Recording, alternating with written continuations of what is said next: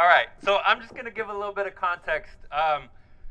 Like Liz said, my name's Shaun Martinez. I've been a Teamster staffer for 13 years. About 7-8 years ago, I was doing a lot of work in the Inland Empire, and starting in 2012, when Amazon built their first warehouse in the state, it kind of started to become a part of the conversation. Every meeting that I was in the Inland Empire is like, oh, Amazon built, a warehouse where 4,000 people are working, and it's terrible over there, right? What do we do about this? And it was overwhelming. The story behind that is that Governor Brown actually made a deal with Amazon to give them a break on the sales tax that they had to collect on what they sold for consumers in the state. And in exchange, they were going to create all these jobs in California, right? So in 2012, they built their first warehouse. The first one was in San Bernardino. The second one was in Tracy in Northern California. In just a matter of a few years, they were already the largest private employer in regions like the Inland Empire. And today, they're the second largest private employer in the country behind Walmart.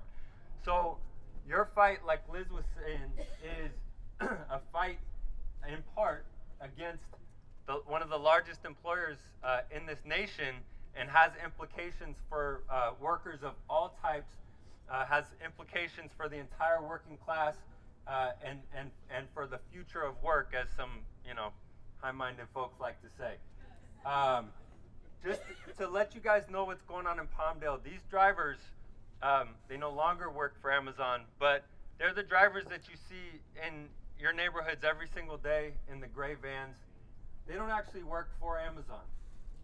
Amazon has taken a subcontracting scheme to the next level, and at any given delivery station, a last mile warehouse where they make the deliveries out of, there's 3 to 25 contractors that actually employ the drivers that wear the Amazon vests, the Amazon hats, that show up in the Amazon vans, that are to a large extent the face of the company to the consumer.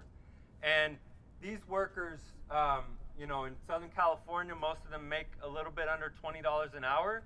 Most of them don't utilize the company health care because it's a bullshit health reimbursement account where they make drivers go to the open market, purchase their health care, and then they get reimbursed 50%.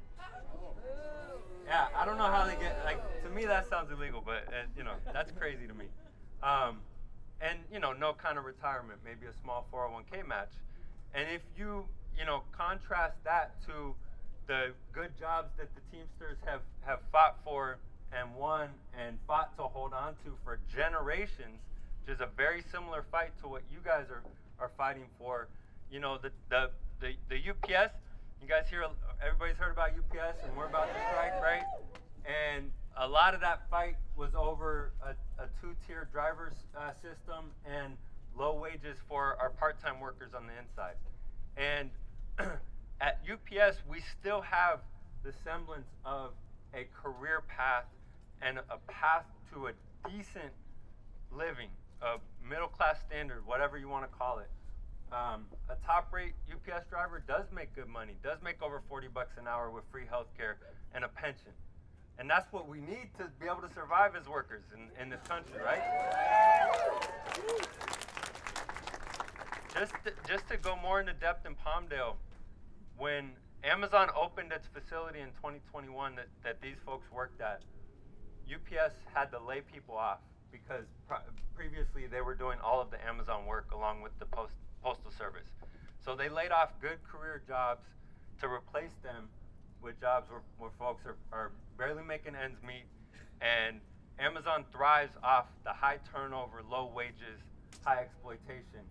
That's their model. Jeff Bezos one time wrote in his letter to shareholders that he doesn't want people to stick around for more than a year or two because they get lazy. That's literally, look, Google that. It's real. That is their business model. And this is an existential fight that we're in against that kind of BS, and it's the future of the working class that's at stake. So I talked a little bit too much. I'm sorry. I get excited about this stuff, but